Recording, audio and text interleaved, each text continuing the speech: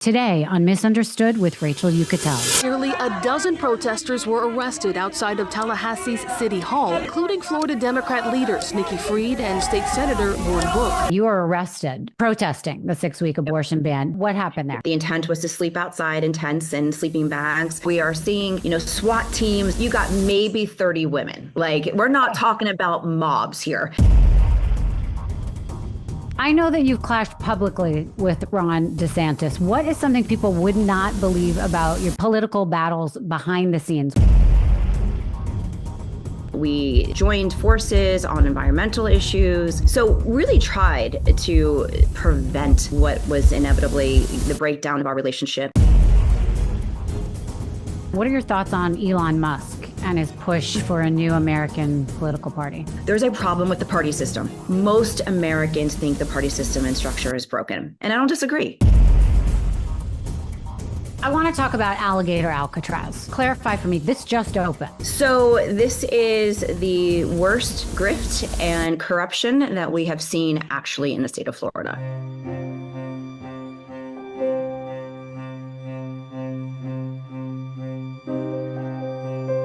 Welcome back to Misunderstood. I'm your host, Rachel Yucatel. Well, what happens when you are the lone voice of opposition in a room full of power? When you're the only one standing on principle in a state that feels like it's slipping further away from the people who need help the most? Today's guest knows exactly what that feels like. Nikki Fried has made a career out of showing up where she's not supposed to be. First as a young public defender fighting for the forgotten, and then as Florida's only statewide elected Democrat, and now as chair of a party many have written off as dead in a state run by some of the most extreme conservative policies in the country. But she's not going anywhere. In fact, she's doubling down. She's been called radical, loud, difficult, unorthodox, and yet what she really is relentless. She's shown up in places most politicians wouldn't dare. She's protested in the streets, challenged power from the inside, and built platforms for women who refuse to be silenced. She's even turned one of the least sexy-sounding jobs in politics, agriculture commissioner, into a launching pad for progress, from marijuana reform to gun safety to clean water. In this episode, we'll talk about what it means to stay in the fight when you're outnumbered, about why down-ballot races matter more than people think, about Alligator Alcatraz, about the so-called Big Beautiful Bill, about abortion bans, and why she chose not to run for governor in 2026 and what she's building instead. Because sometimes the most dangerous thing a woman can do is tell the truth and refuse to sit down. This is Nikki Fried on Misunderstood. Nikki, thank you so much for joining me today on Misunderstood. How are you doing all the way from Tallahassee? Yeah, besides the humidity that is outside, welcome to Florida swamp. It's a great day in July, and we keep moving forward. So today is a good day here. Oh, good. Well, I'm in Palm Beach, Florida as well, so you understand the humidity. I do. Well, listen, Florida is always in the news for its politics and the policies and the people running it. So I thought you'd be a great guest. And I'll be honest, it's been hard to get a lot of Democrats on. We do have a lot of people on the other side that often like to come on, pitch to come on, want to come on. And I don't hear from a lot of Democrats that want to come on. So I love that I have you and I get to hear the message from you guys and your party. But let's start with how you got into politics. You've had a really amazing arc of a career. And I want to hear from you how you got into it because you've done so many things. So how I got into politics, my train is a little bit not straight. I got actually involved in politics first in growing up. My dad is a diehard Republican. My mom is a diehard Democrat. He is an attorney. My mom is a teacher. Mm-hmm. And I kind of just fell into my youth group in high school, was vice president in my middle school, ran for president of my youth group, and really always had this just passion inside of me to want to do good. In the Jewish faith, we call it tikkun olam, to heal the world. And even when I was 9 years old, asked my parents for my 10th birthday to take me to the White House.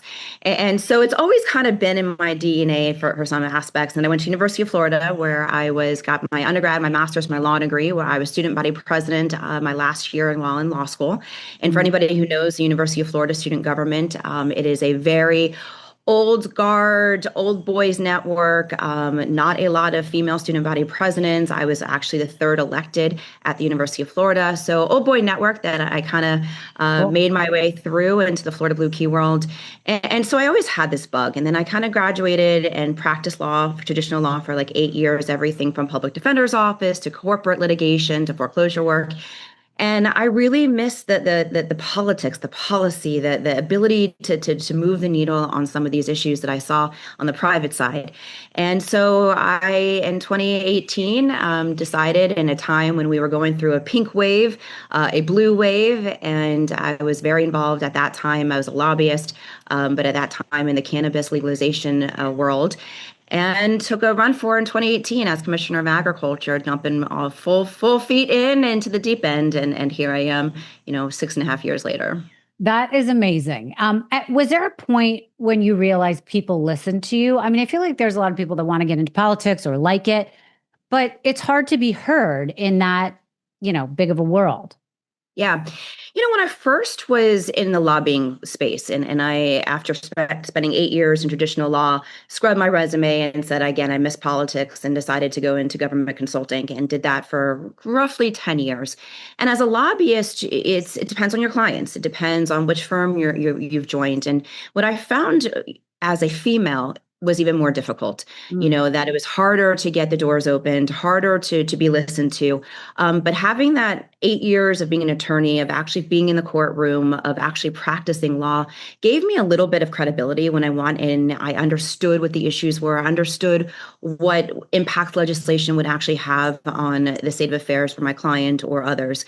And so I got into a point, and then I fell into this cannabis world in 2015, where I spent a lot of time, both from a practical experience regarding being a past public defender, so from the criminal justice perspective, representing private clients, now the commercialization and the economic impacts. And so it gave me an opportunity to really find a lane that I had credibility in, that I had expertise in, and was able to put together issues that people seem to gravitate towards, and forming coalitions that weren't just Democratic lanes, Republican lanes, independent lanes. It is one of those cannabis is one of those last crossover issues that is more libertarian than anything else. So I got my lane and got my credibility from, issue specific stuff. Oh, amazing. Okay, most people don't know what the agriculture commissioner actually does. When I heard that, I was like, what? I always hear that term or that role. And what the hell? What did you do? Rachel, when I ran in 2018, that was one of the issues that I had to address more than anything else, because your point, people don't know, especially in the Democratic lanes, we're not as much invested into agriculture. Yeah. So explaining to South Florida why the Commissioner of Agriculture position mattered was half of the battle when I ran in 2018. And then a female who had never been elected, not only in Florida, but the entire South, how I would have been able to have been qualified for this position to begin with. Yeah. And so first of all, the position is Commissioner of Agriculture and Consumer Services. It's a pretty wide-ranging cabinet position. By the way, it sounds very intimidating and very smart. Yes. Don't you think? So it sounds like a really big job. It is. We were the second largest cabinet outside of the governor's office. We have 19 divisions, everything from your traditional citrus to aquaculture to farming to fruits and vegetables to sugarcane to timber to ranches. We got 46,000 working farms and ranches in the state of Florida. But the other parts that really got people excited and engaged in this position was the consumer side of this. This was right after Parkland, when, having at that time lived in Broward County, guns and more regulations behind firearms was hot topic issues. Well, the Commissioner of Agriculture oversaw the concealed weapons program. And so gave me, again, a lane to get people educated of what the commissioner does. Then it's all the other consumer stuff. It is making sure, that's why you see our little sticker on the gas pumps, making sure that your gas is the correct, level number, 97 versus 93, 94, or 87, making sure that the weights and scales at your food stores are not ripping up off consumers. Same thing at airports. airports, the weights and scales. We also oversaw all the feeding programs in our state, from the school programs to the summer feeding programs to all of the food banks. I created the hemp industry in the state of Florida. So that is a huge national topic right now. But after the 2018 Farm Bill passed, it was signed into law in 18 and 19 when I first was elected. That was the first piece of legislation that I pushed, was for legalization of hemp in the state of Florida that we then saw. But we did everything from nonprofit organizations to truckers to, I mean, basically, if it didn't fall underneath the governor's office, it was under the Commissioner of Agriculture. And a member of the cabinet and clemency board and board of trustees for the state for land buying and selling. Pretty intense position that unfortunately most of Floridians don't know what it does and never seem to care about until the 2018 election. Well, it sounds like it holds a huge weight. I mean, did you learn as you went along? Because it's not necessarily something you can study for and come up and know that that's what you want to do. Yeah, I spent a lot of time when I was running, making sure that before I went into a meeting, whether it was with the Cattlemen Association or the Fruits and Vegetable Association, like, I don't come from agriculture. I think that that's pretty obvious from my hearing of my background. But, when I said to agriculture on the first few days after I was elected, I said, look, I'm an attorney by trade. My job is to represent zealously my clients. Now, the agriculture industry, which is second largest economic driver for Florida, is my client, and my job is to advocate for you. So I spent a lot of time listening to those who've been in the agriculture industry for 4, 5, 6, 7 generations, of their needs, of their interests, hearing from the people on the ground. And then we spent a lot of time learning. I'm a policy wonk.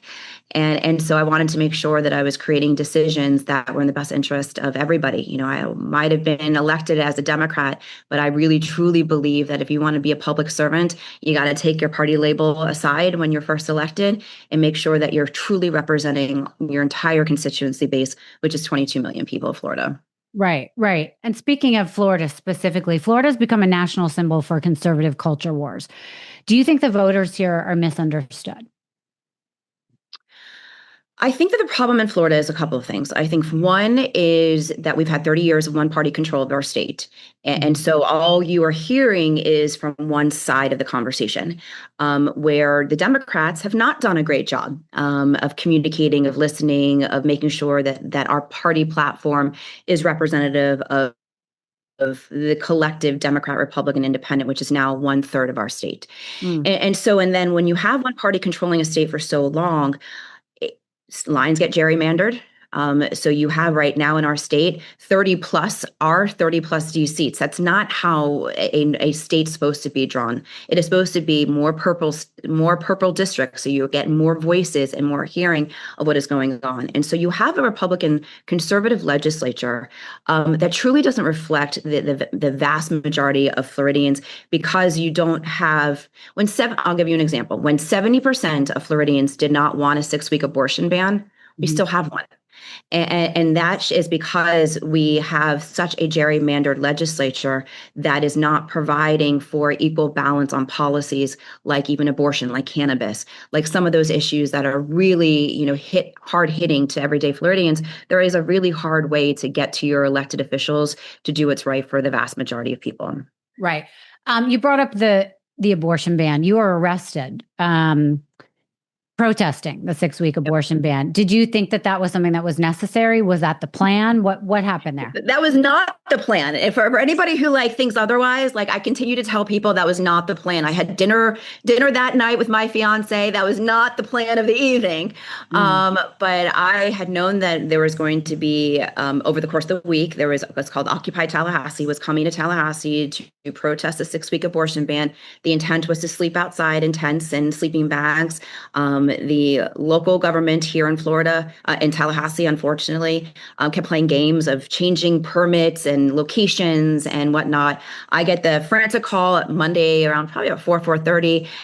Hey, Chair, can you come down to City Hall? We are seeing, SWAT teams. And when I'm telling, you got maybe 30 women. We're not talking about mobs here. We are talking about a select group of people that are out there that are protesting. So I get there. there, have a nice conversation with law enforcement. We talk about the situation. I call it ridiculous that they're telling people to leave by 8 o'clock. Session is happening. People are constantly walking around. There's bars. Like, there's no reason to kick people off of this like little like area outside of City Hall. So 7:45 comes, the minority leader in the Senate, Lauren Book, as well as some other senators and legislators come out. They put out a podium. I didn't even know that was happening. I get up to the podium. I'm the third speaker. I say my 2 cents, no script, no nothing. I turn around and I see on the other side of the barricades, our minority leader, as well as some of the other protesters sitting on the ground, no violence, no nothing, sitting, holding hands, singing, "Lean on Me." And so I crossed over the barricade lines. I was like, well, there's no way that I'm going to, be okay with our minority leader who's in a dress and heels being arrested and sitting in this protest, and I don't join her. So I crossed over and started seeing her actually taking off her jewelry, giving it to her legislative affairs director. I start taking off mine. I do the same. My fiance calls and says, "Babe, where are we going for dinner?" And I said, "You may have to be meeting us at the at the jailhouse." He's like, "Okay, I'm glad it's you, not me this time." And I connect him to Lauren's legislative affairs director, and now the rest is history. So I've always wondered, when you're arrested for protesting like that, what actually happens? Do you get put in a jail cell? Can you potentially stay there more than 24 hours? What happens? Yeah, so we get arrested, and I felt so bad. It's like 8:05, like you've got these like men in like SWAT gear coming down and arresting 11 of us. Right. And the poor kid that was arresting me, he was shaking. And so I turned to him and like I said, "Hey, I'm a past public defender. I'm an attorney, past member of the Florida cabinet. You're not going to have any issues here. I know that this is not what you want to be doing tonight. But it's going to be okay." And like trying to like soothe him through the situation. Yeah. So then they tend to take us to a parking lot, a parking garage, and they started asking us name, all of our ID stuff. And I said, if you have a question, I said, Google my name. And so that ended that, but it was starting becoming a little contentious. And then they took 10 of us. So they were middle of a legislative session. So they kind of separated out Lauren to make sure that she could be arrested during session as the minority leader. She can. That happens to Republicans all the time for DUIs and other types of criminal issues in Tallahassee. And so they took 10 of us down. Lauren came right afterwards. They then took Lauren and I kind of in first as quote unquote VIPs. Which is kind of insane. So they took the 2 of us in and they started to, do the typical check-in information. They said, "Have you ever been arrested before?" I said, "No, I'm normally on the other side of this conversation." So then we went in and they took our fingerprints, took our mug shots.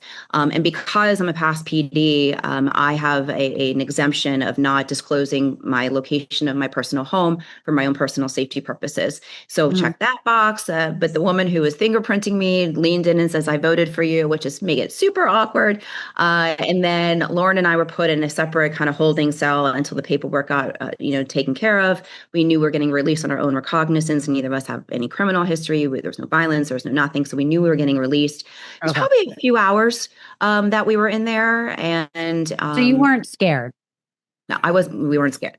I mean, I knew that we were getting out. I had, by the time we got into the jail, we had another, leader in the Senate who had already talked to the judge. My fiance's out there. Ladies, let's be real. If you've been feeling exhausted for no reason, bloated after every meal, snapping at people you love, or just staring at the ceiling at 3 a.m., wondering what the hell is wrong with me, this might shock you, but it could be your hormones. We're taught to blame everything on stress, aging, our gut, but for women, it starts with our hormones. And when they're out of balance, everything is off. Enter Hormone Harmony by Happy Mammoth, a groundbreaking supplement created by an award-winning nutrition scientist designed specifically for women like us. It naturally supports your estrogen, cortisol, insulin, and thyroid levels without synthetic hormones or Band-Aid solutions. The results? Women report fewer mood swings, no more energy crashes, better sleep, improved digestion, and that bloating, it's gone. It's not magic. It's your body finally working with you, not against you. For a limited time, you can get 15% off your entire first order at happymammoth.com. Just use code understood at checkout. Again, that's happymammoth.com and the code understood for 15% off. Also, check our show notes for the link. Your hormones might be off, but your solution doesn't have to be. Was that the last time you were in jail? Yes. Good. Yeah, my every time my executive director like travels outside of Florida, I always have to, reassure her that I won't get arrested when she's not in the state. Right, exactly. All right. I know that you've clashed publicly with Ron DeSantis. What is something people would not believe about your political battles behind the scenes with him? Yeah, I tried to prevent it. I think that's what most people need to understand. I really spent the better part of a year and 3 months trying to work together. We, joined forces on environmental issues. So really tried to, behind closed doors, prevent what was inevitably the breakdown of our relationship and the public seeing the clashing of the two of us on a pretty consistent basis. And I think the last real was in 2020. People kept saying, in his ear, the people keep chattering, Nikki's going to run against you for governor. And so at some point that his better angels went away and, really shut me out from communication inside of the administration. In fact, in February of 2020, that I reached out to him and called him personally and said, hey, there was at that time some legislation that was running through that was trying to strip some power away from the Commissioner of Agriculture's office that was being directed by his people. And I called and I said, hey, why don't you and I spend some time together? Because I think that a lot of this is miscommunication. I had not made any decisions about what I was doing next. In fact, was really focusing on my current job as Commissioner of Agriculture. And I called him. He said, yeah, just have my team, you have your staff, call my staff, and let's get a meeting set up together. And so my staff did do that. Reached out and asked, hey, can the two of them sit down? And his team said, for what purpose? And they said, they're two members of the Florida cabinet. They don't need an actual purpose. And that was the last time. And the staff never put in a meeting on the books. During the beginning part of COVID, I reached out to him on 3 separate occasions, his chief of staff on 3 separate occasions, trying to again say, look, we are in this together. We might be D versus R on policy, but we're about to have a healthcare crisis and we don't know what's coming next. We should govern together. This is something important that half of the state, trusts me and the other half trusts you. And having another opinion in the conversations and us coming out as a united front. And I couldn't get anybody on the phone. And do you think he's just surrounded by tough people that just don't get it? I mean, what do you think of him as a person, I guess? Oh, as a person, I think he's, I've said a lot of public things about how bad of a person he is. I truly believe in his heart that he has none. I saw that up close and personal. I really thought at the beginning, I started seeing him come to positions that I had advocated for in the campaign. The pardoning of the Groveland Four, which was 4 Black men who 70 years ago had been wrongfully accused of raping a young woman. And I had pushed for them to be exonerated, to be pardoned. And he came to me on the first clemency meeting and made that happen.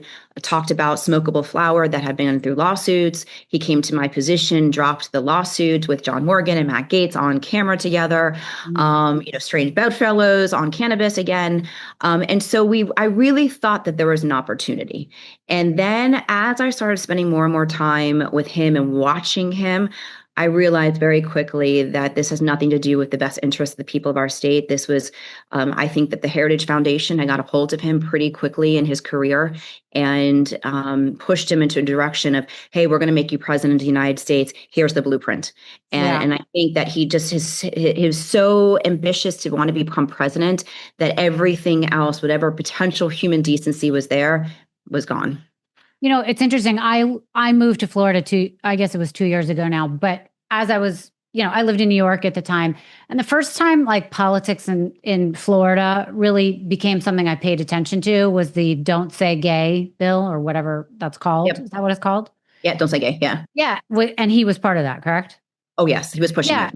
So, and I was always like, that is like, why? Like, why are we talking about that? Why is that a bill? Why, and I feel like it gave Florida such um, there was so many misconceptions with that, but it gave it such a bad name, right? But then, like, I'll hear I'm really into animals. And, I hear that he passed this law. I think it's called Tucker's Law about no dog can be left behind or whatever. So then all of a sudden, people recently I saw where they were like, oh, DeSantis, we love you. So there's things on the opposite sides. And I was like, what kind of a guy is this? Like that's what I just couldn't understand. Yeah, and I think that interesting, like the animal bill, he didn't push it, he just signed it. Got it. So like as a so sure, there's a lot of great things that he has signed because the Yeah. legislature passed it, Yeah. and but the Don't Say Gay bill, the attacks, the cultural war attacks came solely from Ron DeSantis. And I do believe if you even see on Project 2025, a lot of that is the dehumanization of groups of people that I just can't wrap my brain around, Yeah. and the anger that goes associated with it didn't make any sense. Sure, there's going to be bad actors in every industry, whether it is teachers, construction, development, you name the industry, they're going to be bad actors. Of But you course. don't put laws into place that harm everybody Mm, because of certain bad actors. I Yeah, totally agree. but his he didn't care. He just this is Florida where woke went to die. And I think that has created such divisiveness that also put Florida Democrats in a really weird, uncomfortable spot because our human nature is to defend everybody around us. That is just our human nature. That's why we chose to become Democrats in a lot of respects. Right. And so we're put into a position in a war that we didn't start. But of course, when you attack one of us, you attack all of us. And that has always been like at least my living motto. And so you force us into a position to defend a large marginalized communities. And then we were attacked for doing that. Mm, And pretending that we couldn't walk and chew gum at the same time. Of course, we can protect our LGBTQ plus community at the same time when we're fighting for economic opportunities and property insurance reductions and cost of living. yeah. And unfortunately, Republicans pushed us into a corner and didn't let us have any breathing room to talk about the other issues. Right. Right. You're now the chair of the Florida Democratic Party. What does that role really look like day to day? And what are some of the challenges you're facing?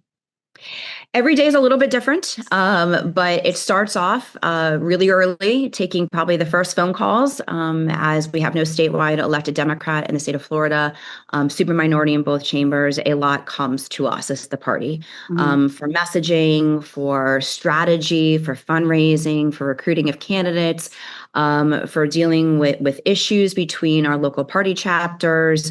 And because the Democratic Party has always been this tremendously large tent, which means that Democrats underneath the tent are going to be all types of spectrums inside of there. And trying to make sure that there's respect under the tent is definitely one of the greatest challenges. Somebody who may be more left leaning on policy, being able to be in the same room, in the same conversation as some of our more moderate Democrats on the spectrum. Mm. One other big aspect of things that is a challenge here in Florida is that people have written us off. National donors, national conversation is, Florida's too red and too gone. And that is just not that's just not reality. First of all, there's 22 million people here. There's only 15 million that are registered, which means 8 million people that call Florida home are not registered to vote here. 1/3 is Republican, 1/3 is Democrat, 1/3 is independent. But without the resources into infrastructure, I don't want to talk about the 26 campaigns. I don't want to talk about the presidential campaigns. If you don't put money into infrastructure and political parties, no candidate can be successful in a general election. And so trying to tell the Florida story that we might be down, we might be considered underdogs, but the fight is real. Right. The communities that we are building into this coalition is real. And we need people to understand that if we want democracy to be stabilized for generations to come, Florida can't be written off. We're too large, too diverse, too many issues come from Florida. You have to make sure that we're truly invested and organized in our state. So now that you brought that up, what are your thoughts on Elon Musk and his push for a new American political party? Look, I want to take two kind of lanes on here. First of all, like it's Elon having a temper tantrum.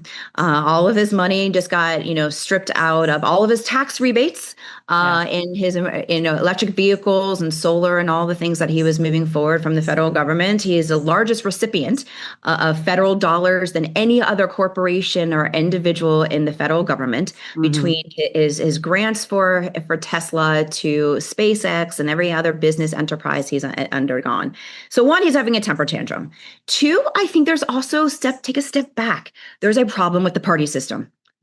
Most of Americans, and I actually was reading an article today, most Americans think the party system and structure is broken. And I don't disagree, that we can't just be listening to the people that are devout in one party. I don't care if it's just Democrat or Republican, that the party structure is not allowing, those that are independent, which is now a growing population, not just here in Florida, but the entire United States. Younger generations are becoming independent. More Black and brown men are becoming more independent. And so we as party leaders have to listen to something's happening in American politics, and more people are distrusting of the party system. And so the first party to hear that and to move more into the center, and I don't mean center policy wise, but center as far as like taking more of the coalition with us, is going to be the party that is going to survive whatever this moment in American history is. Right. I want to talk about Alligator Alcatraz. Everybody's talking about it right now. Clarify for me, this just opened, right? Yep. Okay. Just opened last week. Can you explain to people that are listening that maybe live in Florida, maybe don't live in Florida, if they are not clear what it is, can you explain what it is and what's happening with it? Yeah. So this is the worst grift and corruption that we have seen actually in the state of Florida. So in 2023, Ron DeSantis signed an executive order that gives him complete power. Executive orders, emergency executive orders, is because there's an emergency, which means 911 at that moment. He signed it in regards to, at that point, boats of Haitians and Cubans that were leaving Haiti and Cuba because of uprisings in gang violence in Haiti, and because of revolutionary activities that were happening in Cuba. And so he created an emergency order that has now been extended 15 times. So state of Florida is still underneath an emergency order. This gave him complete power to take land from the Miami-Dade County as well as Collier County to create a detention center in the middle of the Florida Everglades. So he did this without legislative approval, without environmental impacts, which now we have both the Miccosukee as well as the Seminoles, who are the Native Americans here in the state of Florida. This is their tribal land. This is where their ancestors are buried. This is their land. And it had been coming out and talking about the environmental disaster. So then he allocated $450 million, again, because he doesn't have to go to the legislature because he's operating under an emergency order.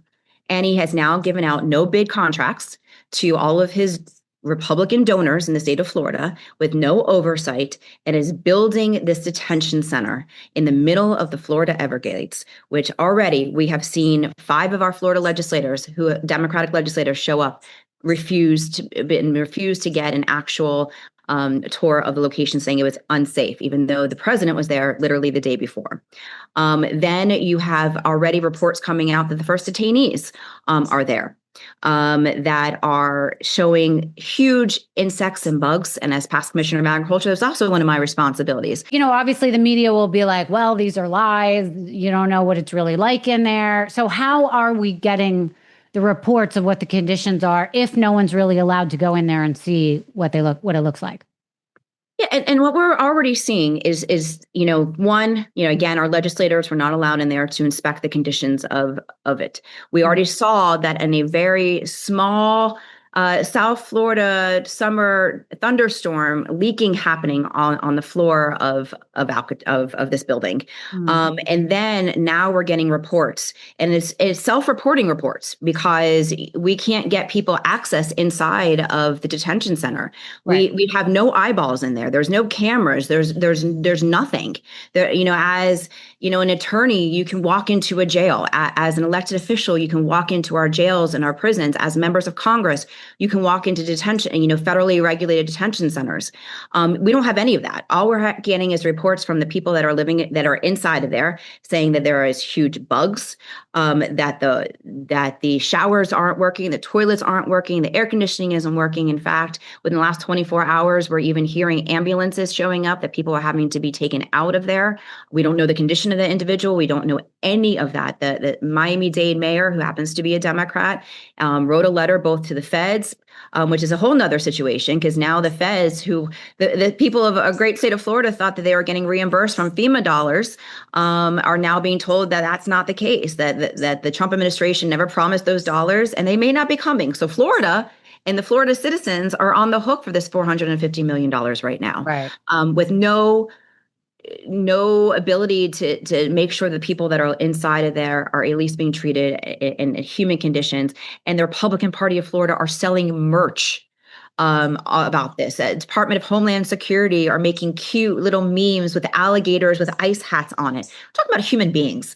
And a vast majority of these human beings that are being put there are people that have been living here for 10, 20, 30 years, that were on temporary protection status or parolee status, that had paperwork, that were going to their court hearings, not criminals, not gang members, not these people that were described by Trump during the campaign or first part of this administration. They don't have enough people on their 3,000 a day Miller quotas. And so they're going after everyday people that are showing up to work, whether it is in the tourism industry, the agriculture industry, the construction industry, and it will eventually decimate Florida's economy even greater. So I'm just curious, though, if they're getting reports from people inside, are those people still allowed to have their phones? Are they allowed a phone call? Like, how are they getting that information? We don't really know. And that's part of the problem, is that what we are being told is that the area, at least, again, you are in prison. Due process requires that you have access to your attorney. Attorneys can't get access to the location. And so even where the phone calls are happening, again, attorney-client privilege is supposed to be attorney-client privilege. There's no confidentiality area. The phone calls are sparse at best. But that's not only here, but we're hearing that from all the detention centers across the country. That people go there and they can't find their relatives and their family members and can't get access to their attorneys. And I think we've seen some pictures of what it looks like. How many beds are there? How many people do they say are there now? How long do they stay there before they go elsewhere?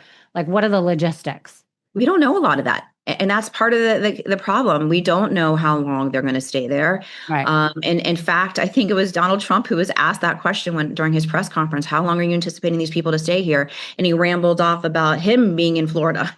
And not answering the question at all. Either he didn't hear the question or truly doesn't know the answer to the question. But regardless, we don't know that answer. We don't know how fast. And now DeSantis is even talking about deputizing immigration judges from our National Guard. Talk about lack of due process and democracy just out the window. Right. You slammed what's being called the big, beautiful bill in Congress. What is it? And why? How is it going to affect Floridians? I call it the big bullshit bill. It is one of the greatest transfer of wealth that this country has ever experienced, from the middle and poor and low income families to the billionaires. That's what this was all about. You saw in this bullshit bill, $2 billion worth of tax breaks for gun silencer manufacturers. You saw in here tax breaks for all these big corporations. At the same time, here in Florida, almost $2 million individuals are going to lose their healthcare access. These are children, these are seniors, these are single moms who are working two jobs and neither of their employers are providing healthcare and they can't afford it on their own. These are the families that we're talking about. And not only the healthcare access, but you're also, because they stripped away a lot of the solar energy and renewable and progress that we were all making for a better, cost saving electricity. And now you're not only going to see those tax rebates going away, all of that progress and research done, that our own electric bills are going to be increased. Feeding programs are being slashed, SNAP benefits. So you're talking about families that are, and I saw it firsthand as commissioner, of the types of families that we were feeding in our feeding programs. These are not people who wanted to be in line getting food. These are people who may have missed a bill last month and are trying to catch up and have, don't have some extra dollars this month for meals, and are coming and waiting in line. These are the families that are being harmed so that our billionaires of our country can get tax rebates, and our corporations, the whole Reagan, trickle down economy has been proven to not work. Right. And so when you're giving billionaires these tax breaks, it's at the backs of the working class here and the middle class in our country. And those are the ones who are going to be suffering the most here in our state.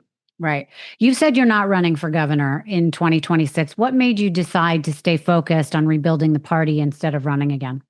It's the same conversation that I had in 2023. I remember having the conversation with Jamie Harrison, who was the previous DNC chair. And I called him and said, I want to run for chair. And he says, don't do that. Please, we need you to run for governor again. And I said to him, Jamie, I said, no one can win our state if we can't fix the party. That's just reality. And I still hold true to that if I was to walk away right now and run for governor of our state, we are not ready, and really believe that it's going to take resources, both human and financial, to be out there. We launched last month, we launched our what's called Pendulum Project, which is a year-round statewide field program to do the work on the ground.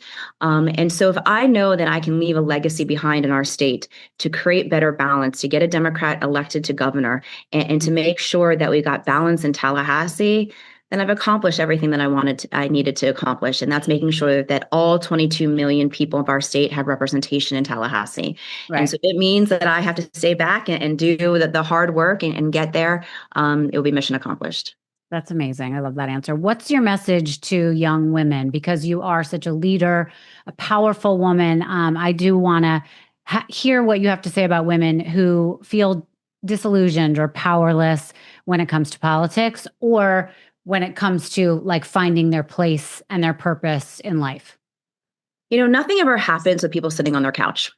Whether it was the first suffrage movement or it was access to reproductive health care, it took women organizing to share our stories, to be there in this moment. And women are we are uniquely qualified to be handling politics better than the boys do, for sure. We have to balance our home budget. We have to balance our work with our family life. We have to be the ones who are at the office from 8 a.m. until 5 p.m. and then come home and expect to be made, dinner and take care of the household. And so these are the times, is why I stepped up in 2018. These are the times that women need to take their personal experiences, the things that they fight for, the things that they care about. They're going into the PTA rooms and going into classrooms and saying that that's not acceptable, and they're running for school board. They're seeing these atrocious pieces of legislation that are coming from Tallahassee and are running for the state legislature. They're seeing what's happening in Washington, D.C., and we need more women representation up in Tallahassee and in D.C. So I'm always going to encourage women, but also the recognition that we're still having to work harder. That the ultimate glass ceilings have not been broken. We don't have our first female president of the United States. We don't have our first female governor of the state of Florida. There are still tremendously large glass ceilings. And I do have somebody that always used to say it's not a ceiling, it's a concrete marble slab that we keep chipping away at. But we're going to have to keep chipping away at it and have have to keep showing up and keep balancing and making sure that we're demanding things like equal pay, that we're demanding things like maternal leave timeframes, and we're providing these resources to our male colleagues of why that is important for the workforce and why it's important for women to be involved in the workforce. We've made so much progress, and we have to make sure that this period of American history doesn't put us behind 15 years, that it's going to take us another 50 years to get to where we were 2 years ago. Right. And that's what we're all going to have to do, and roll up our sleeves. And it's going to be the women who are going to once again get us through this moment. Yeah. And I'm confident that we will get there. Okay. You, I'm sure, have had plenty of difficult times. What has been something that you think is misunderstood about you? Oh God, there's so much. I think it's a combination of like people want to put me in a box. That I was the only Democrat elected in 2018. I fought with Ron DeSantis for 4 years. I'm now chair of this party, and they want to put me in a box of you must be AOC or Nancy Pelosi and this like very left-wing ideology. And the reality is like, I show up every day and I look to find solutions that are neither left nor right, but really come into a perspective that is just different, that looks to try to bring everybody together to find solutions to problems that are impacting people. So I think that's one aspect that, I own a gun. I also am very involved in the cannabis space, or was, that I own my own business. So I'm a capitalist. I'm definitely in favor of, I'm both socially liberal, but also fiscally responsible, and finding that, which I think most people in America truly are.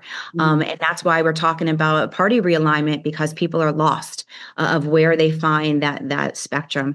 And I think the other thing that people, misunderstand a little bit too is how, and it's not just me, but it's women, is how we balance. That balancing personal life and family life and political life is not easy. And sometimes it's near to impossible. How you have to spend all this time doing work in politics, and politics doesn't sleep. I'm on my phones 24 hours a day, 7 days a week. That provides very little flexibility for loved ones and to your family. And so there is a balancing act, and I have historically not done well at it. And so I think that that's also something that as time goes on, as people mature, that you find, and hopefully find that way to balance it, that I'm not just work all day long and I just don't sit or smoke all day long. That's the other thing that gets me frustrated on social media. People don't like a tweet that I get off the bong, Nikki, and start trying to like demoralize like my comments by thinking that I'm high. And so I think that obviously is very misunderstood about my understanding and appreciation for the cannabis industry. What's your big hope for the future? I hope that there is an American future. And I don't say that lightly, that we are seeing the demise of our democracy every single day, whether it is, the consolidation of power into one individual. That is not how our government was set up. That, removing of people from office here in the state of Florida, the silencing of voters. So my hope for the future is that we get through this moment, that we come out on the other side a better United States, that we are united, that we understand that we do have a role, not only here in this country, but across the world, to be that beacon of hope and light, of goodness, and that we get back there, that people stop yelling at each other, people stop screaming at each other, whether it's on social media or just driving down the road or at the food store. We have to go back to a country that is made up of hope and inspiration and opportunities for all. And I fear that we are in a moment of time that anger and distrust and ugliness is acceptable. And I know that that's not who we are as human beings, and certainly never who we are as Americans. Awesome. Nikki, if people want to follow you, get more information on you, join you, how can they find you? Every social media outlet. I'm on Blue Sky. I refuse to call it X. I'm on Twitter. On Instagram. I'm on Substack. I'm on Facebook. Nikki Fried. It is not hard to find me. My Republican opponents do all the time. So, come reach out. Want to hear from you all. We are on a statewide tour called Front Porch Swing, where we are going to the rural and red parts of our state to listen to the voters. I don't care if you're a Democrat, Republican, or independent. You deserve to be heard and respected. And so we're coming to you. So if you are one of those communities and want me to come and drop me a message in any of those platforms, and, we'll add you to a list. I love that. Nikki, thank you so much for joining me. This has been enlightening. I will continue to follow your career journey, and I wish you the best of luck. Thanks for having me on. Thanks for what you're doing too. I think that these diverse conversations, different platforms, really is going to make what I said, my future promise. You're doing it.